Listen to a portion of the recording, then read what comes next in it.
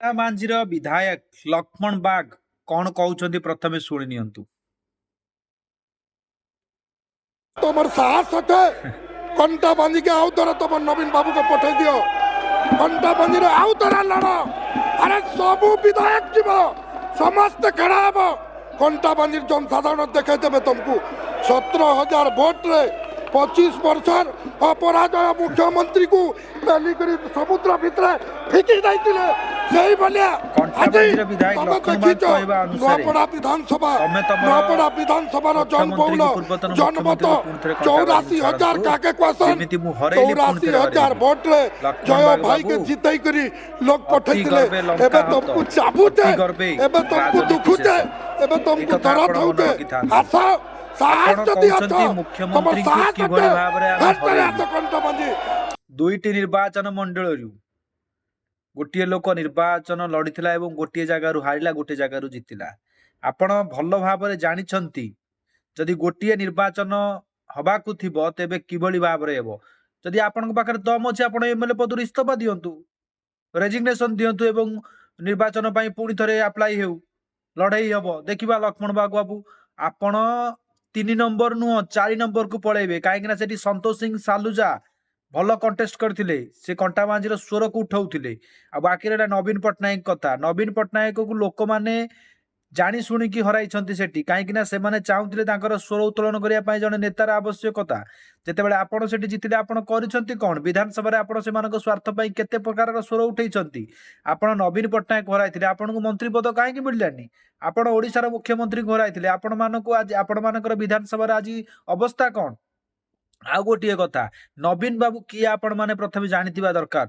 ତମେ ଜାଣିବା ଦରକାର ଭଲ ଭାବରେ ନବୀନ ପଟ୍ଟନାୟକ କିଏ।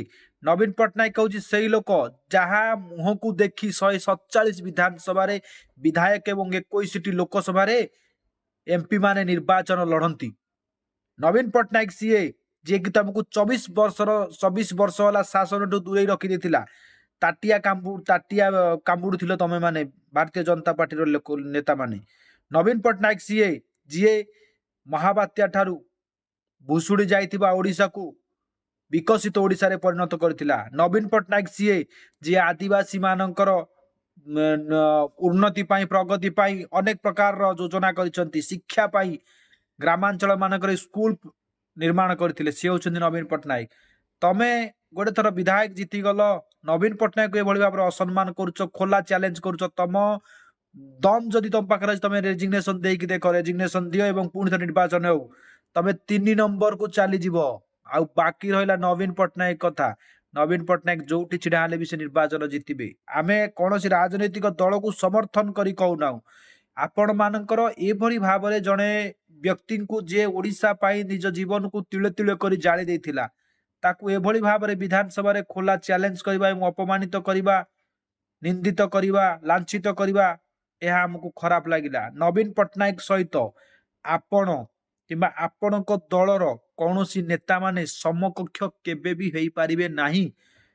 ଆପଣ ମାନଙ୍କ ନେତା ମାନଙ୍କର ପାଖରେ ଗୋଟିଏ କ୍ୱାଲିଟି ଅଛି, ଆପଣ ଭଲ ମିଛ କହିପାରନ୍ତି, ମିଛ ପ୍ରତିଶ୍ରୁତି ଦେଇପାରନ୍ତି, କିନ୍ତୁ କେବେ ବି ହେଲେ ଓଡିଶାର ସ୍ୱାର୍ଥ ପାଇଁ ଆପଣ ମାନେ କାମ କରିପାରିବେ ନାହିଁ। ଆପଣ ହେଉଛନ୍ତି ରିମୋଟ କଣ୍ଟ୍ରୋଲ, ବୁଝିପାରିଲେ? ଆପଣ ହଉଛନ୍ତି ରିମୋଟ କଣ୍ଟ୍ରୋଲ ସରକାର, ରବର ଷ୍ଟାମ୍ପର ସରକାର। ଯେ ପର୍ଯ୍ୟନ୍ତ ଦିଲ୍ଲୀରୁ ଆପଣଙ୍କ ପାଖକୁ କୌଣସି ପ୍ରକାର ଖବର ନ ଆସିବ ସେ ପର୍ଯ୍ୟନ୍ତ ଆପଣ କୌଣସି ପ୍ରକାର ନିଷ୍ପତ୍ତି ନେଇପାରିବେନି। ଆପଣ ହଉଛନ୍ତି କାମଚଳା ସରକାର। ଆଉ ବାକି ରହିଲା ଲକ୍ଷ୍ମଣ ବାଗ ବାବୁ, ଆପଣ କହିଲା ବେଳେ ଆପଣଙ୍କର ଶବ୍ଦ ଉଚ୍ଚାରଣ ଏବଂ ଆଚରଣକୁ ଟିକେ କଣ୍ଟ୍ରୋଲ କରି ନିଜ ଆୟତ୍ତରେ କଥାବାର୍ତ୍ତା କରନ୍ତୁ, ନଚେତ ଆଗାମୀ ନିର୍ବାଚନରେ ଆପଣ 20,000 ଭୋଟ ବି ପାଇବେନି। ନବୀନକୁ କେବେ ଚ୍ୟାଲେଞ୍ଜ କରନ୍ତୁନି। କଣ ଭାଇ, ମୁଁ ଯାହା କହୁଛି ଠିକ କହୁଛି ନା ଭୁଲ କହୁଛି? ଆପଣ କମେଣ୍ଟ ମାଧ୍ୟମରେ ମତାମତ ପ୍ରଦାନ କରିବେ। ବନ୍ଦେ ଉତ୍କଳ ଜନନୀ, ଜୟ ସୀତାରାମ।